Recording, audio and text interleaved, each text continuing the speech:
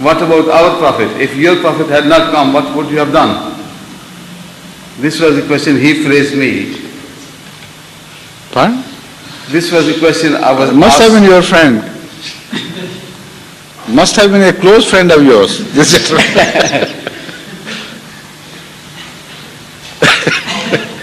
So go on discussing with each other whatever you please, however you please. May I ask? Yes.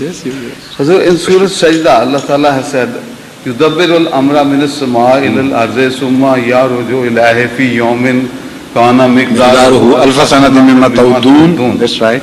And then in Surah Sabah, sir, Allah Ta'ala has said, قُلْ لَكُمْ مِيَادُ يَوْمٍ لَا تَسْتَأْخِرُونَ عَنْهُ Yes. سَاعَةٌ وَلَا تَسْتَقْدِمُونَ.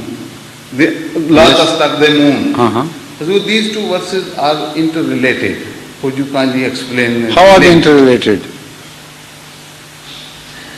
So this is what I want to ask you, because This is a statement you are making. You are not asking me. no, they are interrelated. It has been mentioned in the summary given by Malik Ghulam Farid Sahab. But how are they interrelated? Tell me. This is one part of the question. Then I'll ask you. This is your statement. It's not my statement. So this Yawmin is related in both of them. The word Yom appears so many times in the Holy Quran in so many contexts.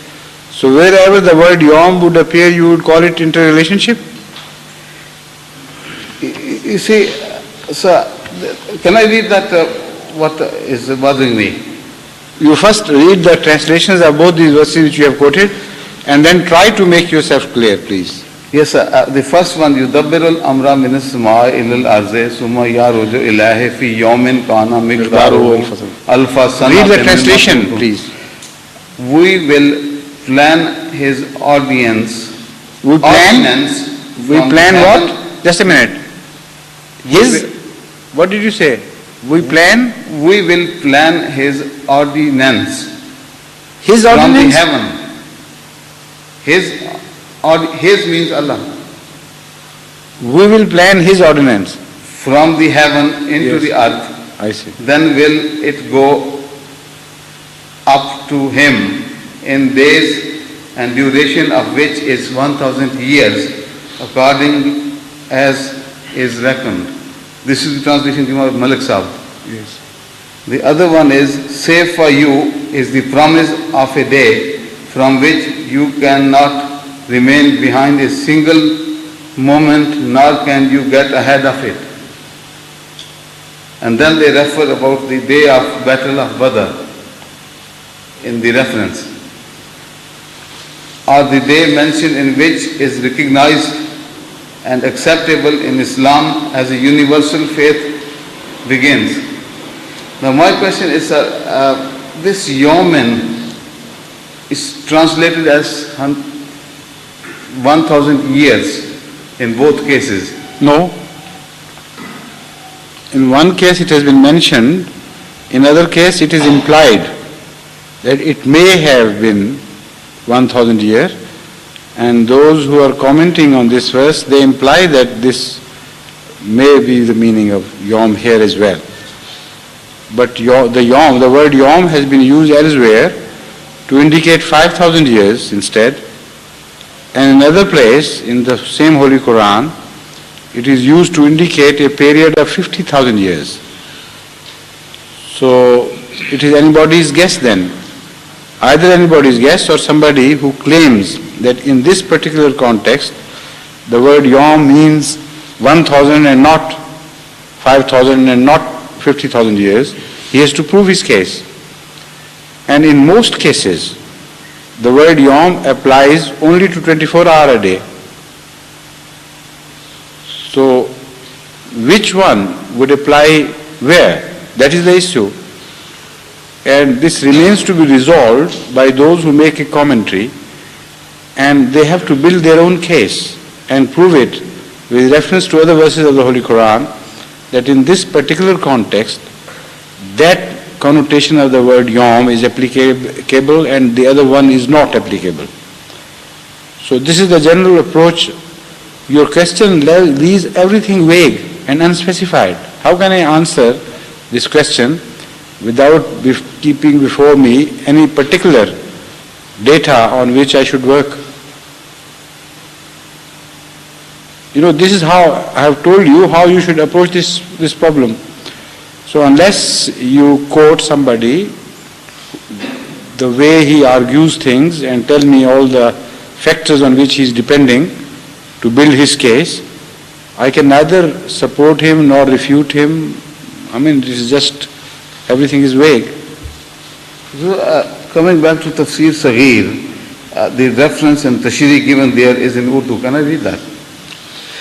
Well, you may read it, but to what purpose? That is the point. Now you see, sir, that links these two verses. That's why I was... Have you understood it properly? I'm trying really. No, that passage to which you are referring, yes, sir, does it successfully relate these two things? Yes, sir, it does anyway. So why are you asking this question then? No, what I want to know is... it is already related, finished. Oh, it's related, all right, thanks. Yeah. You have just told me that from a particular passage in Tafsir-e-Kabir, you have come to understand that these two portions are interrelated, and you are perfectly satisfied on that head. Is that not right? Now, what I want to know is how we refer to 300 years after 1,000 years. This is the...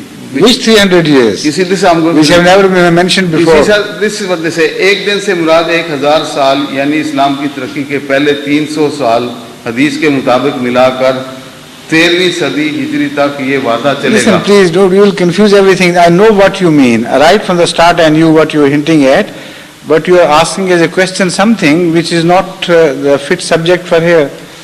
It's a separate regular issue which needs explanation and full treatment. And instead of just simply asking that question, how the period of 1300 years is divided according to the Holy Quran and traditions into 1300 years and so on, you are confusing everything and mixing things up and making it difficult for everybody to even to understand the question, not to mention the answer. I'm sorry. Please. Thank you. What about the questions which were in your pocket? That was one of them, so it was not really. May I ask another one? Please. I don't know what question is coming, so you first state your question and then ask.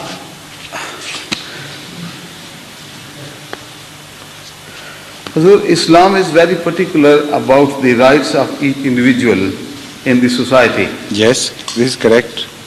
When some poor nations try to demand their rights, they face multifarious problems of all kinds and proportions, and they get nowhere sorted out by Western society. As a Muslim, how should we reach these rich nations so that they can understand the golden Islamic principles? You started with individual rights and ended up in national rights. And then, on the other hand, you started by discussing nations and then you switched over to Western societies. What do you mean by Western societies oppose these? Which Western society opposes what national right of somebody else which has been mentioned as individual right in the Holy Quran? Tell me first that. So I was trying to refer to the individual rights of a person which are, in case of poor people, they are not given because they have no say. Those individual rights are denied them by their respective governments. That's right, yeah. So why do you switch over to the Western civilization or international relationship? What you started to say was that the Holy Quran was very specific in describing the rights of individuals. Is that not what you said? Yes, sir. So the question should have been relating to this statement which you made. But your question has no relationship to this statement. And then it goes on changing direction further on. Could you answer on. that, please? Pardon? You have made a nice question for me. Could you kindly answer that?